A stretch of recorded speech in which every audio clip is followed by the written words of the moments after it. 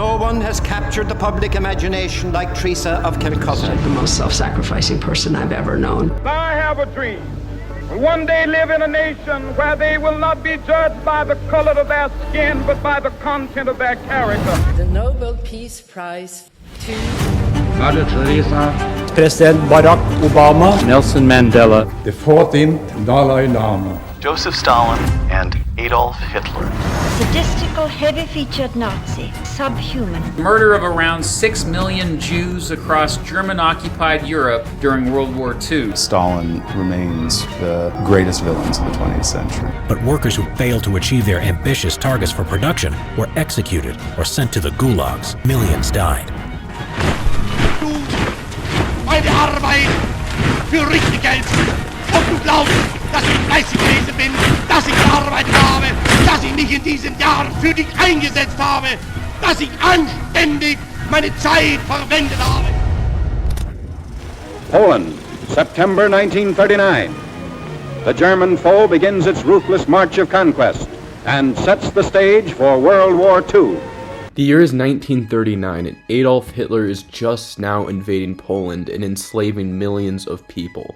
The same year, he is put up for nomination of the Nobel Peace Prize.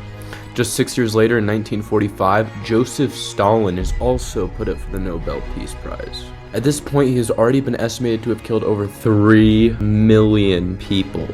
Just a couple years later, he was put up for nomination again. But how did this happen, and how is one actually nominated for the Nobel Peace Prize? To become a nominee for the Nobel Peace Prize, one must receive a letter of recommendation from the Norwegian Nobel Committee. This is not easy, and very few people are ever nominated. However, in 1939, a man by the name of Erik Godfred Christian Band, a member of Swedish Parliament, submitted the following letter nominating Adolf Hitler for the Nobel Peace Prize. I hereby humbly suggest that the Peace Prize for 1939 is awarded to the German Chancellor Adolf Hitler, a man who, in my opinion, of millions of people, well, more than anyone in the world, has deserved this highly respected award. Authentic documents reveal that in September 1938, world peace was in great danger. It was only a matter of hours before a new European war could break out. The man who during this dangerous time saved our part of the world from this terrible catastrophe was without a doubt the great leader of the German people. At a critical moment, he voluntarily did not let weapons speak, although he had the power to start a world war. By his glowing love for peace, earlier documented in his book Mein Kampf, next to the Bible perhaps, the best and most popular piece of literature in the world. Together with peaceful achievement, the annexation of Austria, Adolf Hitler has avoided the use of force by freeing his countrymen in Sudeland and making his fatherland big and powerful. Probably Hitler will, if left in peace by warmongers, pacify Europe and possibly the whole world.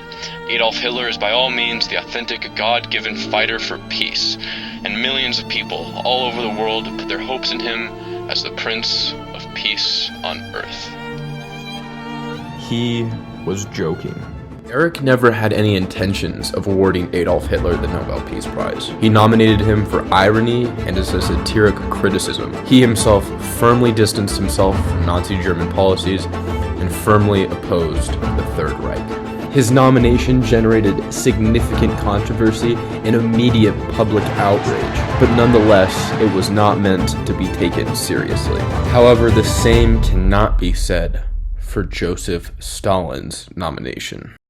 The beautiful Crimean seaside town of Yalta was the setting for the latest and greatest conference of the Big Three. Mr. Churchill makes his appearance for the first of the meetings, suitably dressed for the occasion. Finally, into the palace courtyard sweeps the long black car bearing one of the greatest military leaders of all time, Marshal of the Soviet Union, Joseph Stalin.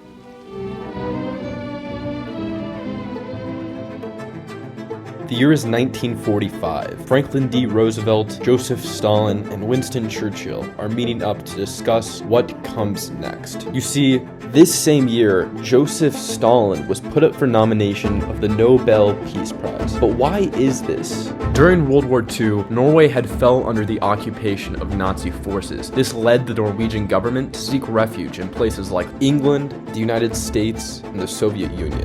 After their liberation, the Nobel Committee endeavored to express expressed gratitude to those instrumental in securing their freedom. In the later part of 1944, the Norwegian minister, who had been in exile in the United States, forwarded a letter to the Nobel Institute proposing different prominent leaders with whom he had collaborated for consideration in the post-war Nobel Peace Prize. At the forefront of this list was U.S. Secretary of State Cordell Hull, followed by Franklin D. Roosevelt, Winston Churchill, British former Minister Anthony Eden, and Joseph Stalin. The Soviet Union, as an ally of the United States and the United Kingdom, played a crucial role in the fight against the Nazis during the war. Stalin received positive portrayal in the Western media during those years, although the wartime years saw the loss of millions of Soviet citizens due to collectivism, purges, and the mismanagement of the Soviet war effort. Stalin's leadership contributed significantly to the Soviet victory over the Nazis in the liberation of Norway, which earned him a nomination for the Nobel Peace Prize in 1945. The situation in 1948, however, presents a different perspective.